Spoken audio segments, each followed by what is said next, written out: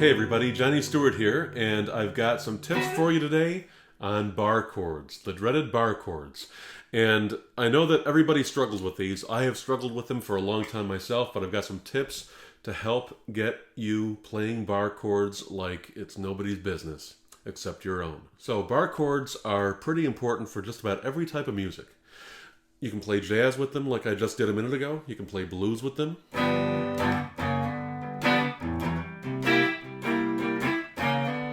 Play rock and roll with them.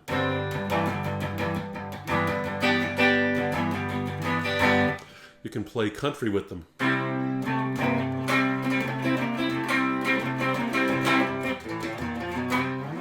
You can play all sorts of stuff with them. Even in folk music, even though folk music often has open chords, you can also use bar chords for folk music and make it more dynamic.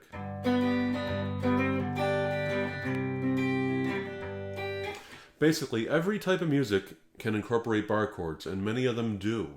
So if you want to advance yourself as a guitar player, and if you want to be able to accompany yourself, for instance, with an acoustic guitar, and have that low bottom end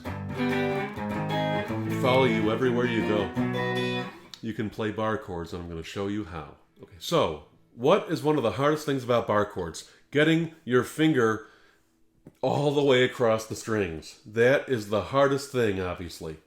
So, what can we do about that? Your hand is going to cramp. My hand still cramps sometimes when I play a lot of bar chords, especially on an acoustic guitar when I'm playing a 2 or 3 hour show and I'm playing a lot of bar chords for a long time. It's okay.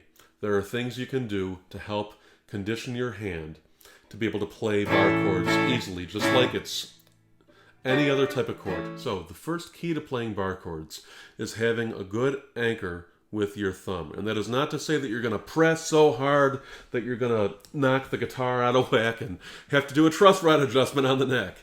I'm just saying anchor it firmly. So for instance, here we go. So if I'm going to play an A, I'll be at the 5th fret. See, this is where I want my index finger.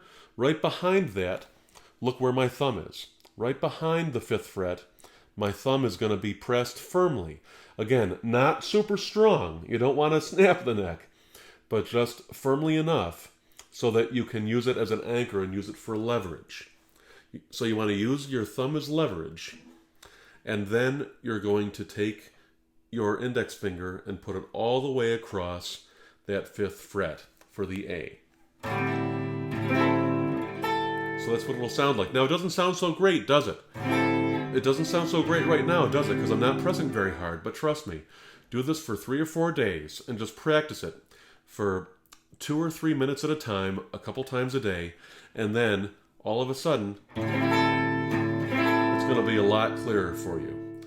So it's not just a matter of putting your thumb here and putting your finger here and pressing as hard as you can. There are some exercises you can do to get your hand in shape for this and to get your wrist in shape for this, because really, to make a great bar chord, you want to turn your wrist in. You want your wrist to be turned in a little bit so that you can put the right leverage on, and then take that index finger and put it all the way across those strings. And that happens the best when you can turn your wrist a little bit. So how do you exercise your wrist and your hand to be able to do that better?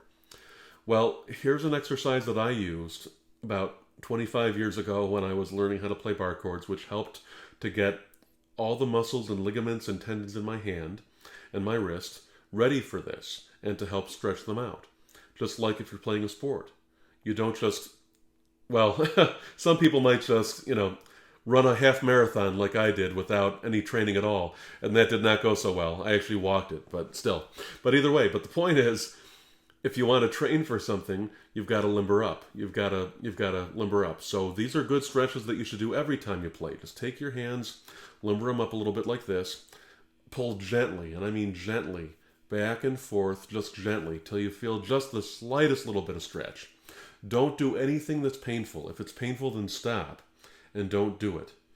But just a little bit of a stretch like that, and then take your wrist and take your hand like this, and open up your palm all the way with your wrist bent a little bit, and now take your index finger and put it toward your thumb.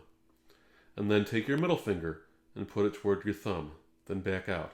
Then your ring finger, put it toward your thumb, and then your pinky finger, put it toward your thumb. And do that a little bit. Do that a few times a day. Don't do it in public because people are going to think that you are really weird. I might have learned that one the hard way, but I'm not going to admit to it. But the key is, when you're watching TV, when you're sitting there, just do this a little bit. It's going to get the muscles conditioned, and it's going to stretch. It's going to help stretch out your hand.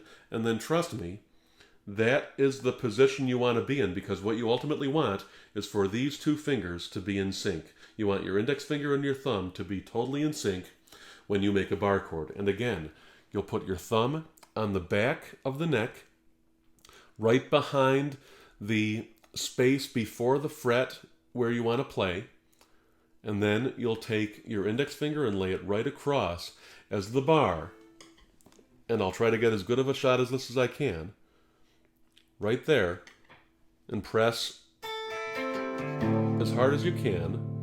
But of course, it's going to sound better than that when you're actually playing, because really, for most bar chords, all you have to do is keep those top two notes and your bottom note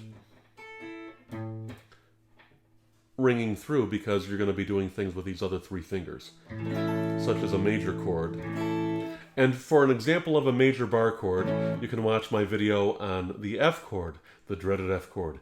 But really, the dreaded F chord is dreaded not because it's an F and nobody wants to fail, but you don't have to fail, because as long as you learn how to play bar chords and do these exercises, you will be able to play bar chords. All right, so thanks everybody. I hope this video was helpful. If you have any questions, do not hesitate to contact me. You can message me directly, you can leave comments, let me know what else you want to see. Please like the video, subscribe to my channel so that way you'll see more videos. And trust me, playing the guitar is not necessarily easy for everybody. It has not been necessarily all that easy for me.